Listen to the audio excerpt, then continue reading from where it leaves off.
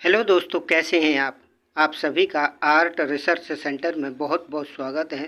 दोस्तों, आज का विषय है कला के तत्व।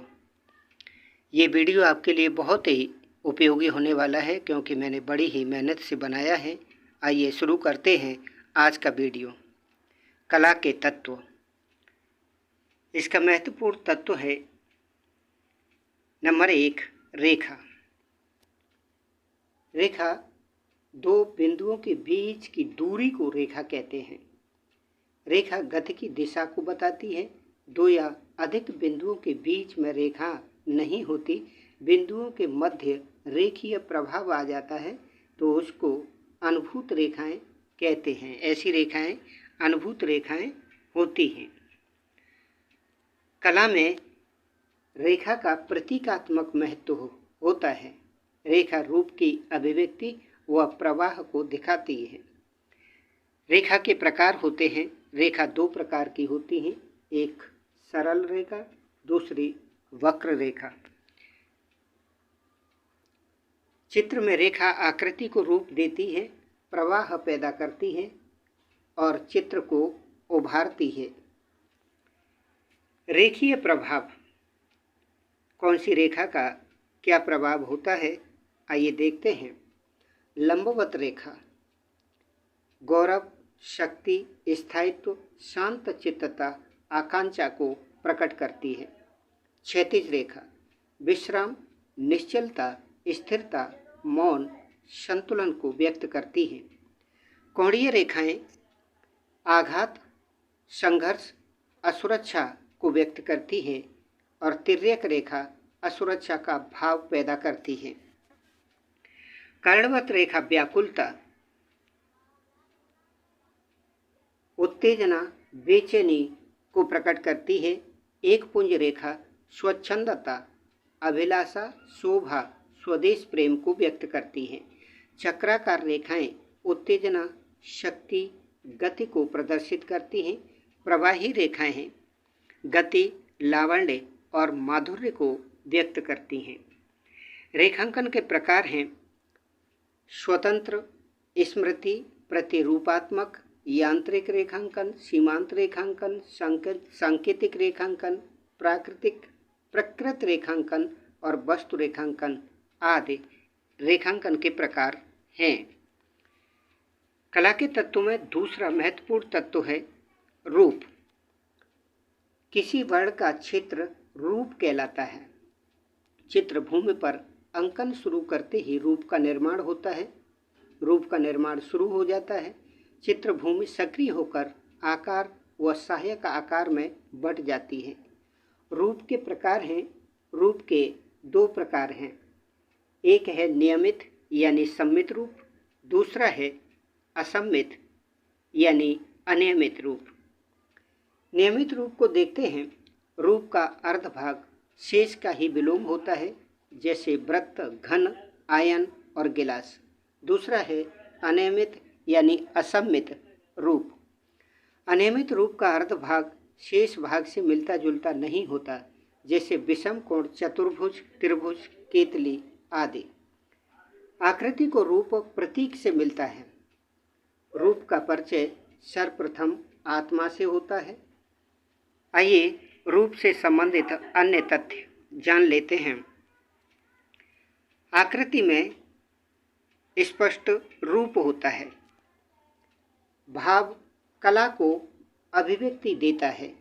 चित्रकला के लिए बॉन्ड पेपर का प्रयोग नहीं किया जाता और ये थोड़ा नोट डाउन करने लायक बात है कि सबसे मुलायम पेंसिल 9H होती है और सबसे कठोर पेंसिल 3H होती है।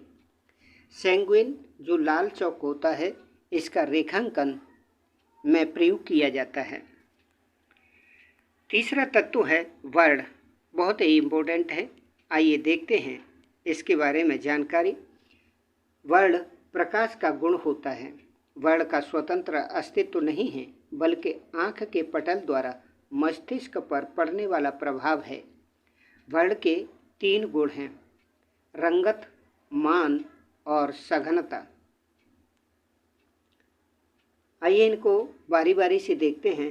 पहले देखते हैं रंगत। यह रंग की प्रकृति है।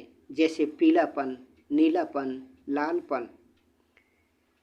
वर्ण एक ऐसा गुण है जिसकी सहायता से लाल, पीले, नीले के बीच के अंतर को दर्शक समझ जाता है। दूसरा है मान। वर्ण के गुणों में दूसरा तत्व है मान। यह रंगत के हल्के व गहरेपन का प्रतीक होता है, जैसे गहरा लाल, हल्का लाल। ये दोनों रंग एक ही रंग से बने हैं। किसी रंगत में श्वेत रंग मिलाने से उसका मान बढ़ जाता है और काला मिलाने से उसका मान घट जाता है। यदि किसी रंगत में काला और सफ़ेद दोनों ही मिला दिए जाएं, तो एक ही तान के विभिन्न मान प्राप्त किए जा सकते हैं। नंबर 3 है सघनता। वर्ण का गुण तीसरा है सघनता, जिसको क्रोमा कहते हैं। यह रंगत की शुद्धता का परिचायक होता है। जितना तीव्र रंग होगा उसमें उतनी ही सघनता या शुद्धता होगी। किसी रंग में काला या फिर सफ़ेद मिलाकर उस रंग की सघनता कम कर सकते हैं।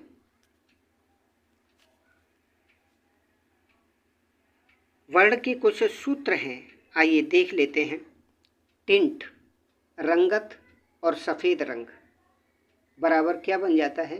प्रकाश और मान में वृद्धि हो जाती है। शेड, रंगत और काला रंग मिलाने से छाया और उसका मान कम हो जाता है। शेड टिंट में रंगत प्राप्त कैसे की जा सकती है? धूमिल रंग बराबर धूमिल सघनता कम। इंटेंसिटी, काला और सफ़ेद से धूमिल रंगत बनती है।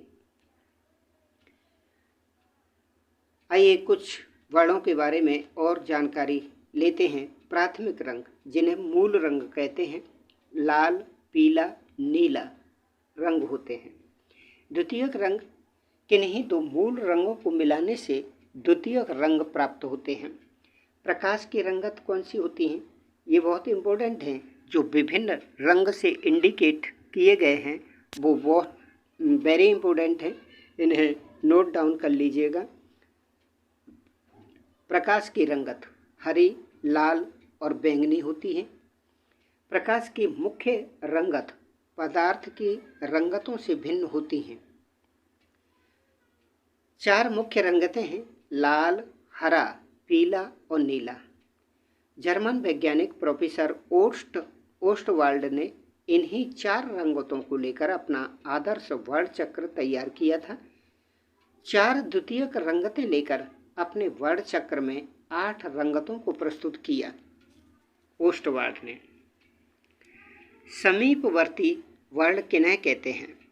एक ही श्रेणी या एक ही जाति के रंग समीपवर्ती वर्ण कहलाते हैं, जैसे पीला, नारंगी और नारंगी, ये सभी में पीला है।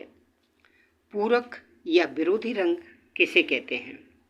पूरक और विरोधी रंग ये होते हैं कि वर्ण चक्र में आमने सामने के रंग पूरक या विरोधी रंग होते हैं। जैसे वर्ण चक्र होता है लाल, नीला, पीला होता है, इसी तरह फिर यहाँ यानी इसके सामने का ये पूरक और विरोधी रंग होगा। ठीक है, जैसे लाल का पूरक विरोधी रंग हरा होता है, पीले का नारंगी होता है, नीले का बैंगनी होता है। किन्हीं दो रंगों को मिलाने से प्राप्त रंग पूरक या विरोधी रंग कहलाते हैं। एकांकी वर्ण, एकांकी वर्ण देखिए, जैसे नीला, हल्का नीला, ये एक ही रंग से बने हुए हैं। लाल, हल्का लाल, ये भी एक ही रंग के थोड़े रूप हैं। नीला और लाल दोनों रंग एक ही वर्ण से बने हुए हैं। रंगों की प्रकृति आइए देखते हैं। रंगों की प्रकृति कैसी होती है? ठंडे रंग नीला और हरा होता है, ये पीछे हटते प्रतीत होते हैं। ठीक है, गर्म रंग लाल और पीला होता है, ये आगे बढ़ते प्रतीत होते हैं। उष्ण रंग लाल पीला नारंगी होता है। वर्ण के प्रभाव देखिए। लाल रंग प्रदर्शित करता है क्रोध को, राष्ट्र प्रेम को, उल्लास, उत्तेजना, शंका को।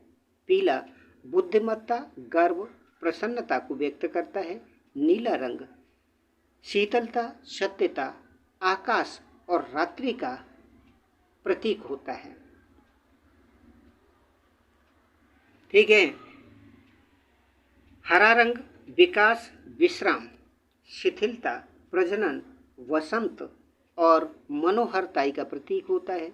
बैंगनी राजसी, रहस्य, सम्मान और मृत्यु का प्रतीक है। नारंगी से इंडिकेट किया जाता है वीरता, प्रेरणा और ज्ञान। सफ़ेद से एकता, उज्ज्वलता, शांति को प्रदर्शित किया जाता है। काला बुराई, भय, अंधेरा और अवसाद को दिखाया जाता है। आप ज़रूर बताइए आपको ये वीडियो कैसा लगा। आशा करता हूँ ये वीडियो आपके अध्ययन में बहुत ही उपयोगी सार्थक सिद्ध होगा। और पूरा वीडियो देखने के लिए आप सभी बहनों भाइयों का सादर नमस्कार। बहुत बहुत धन्यवाद।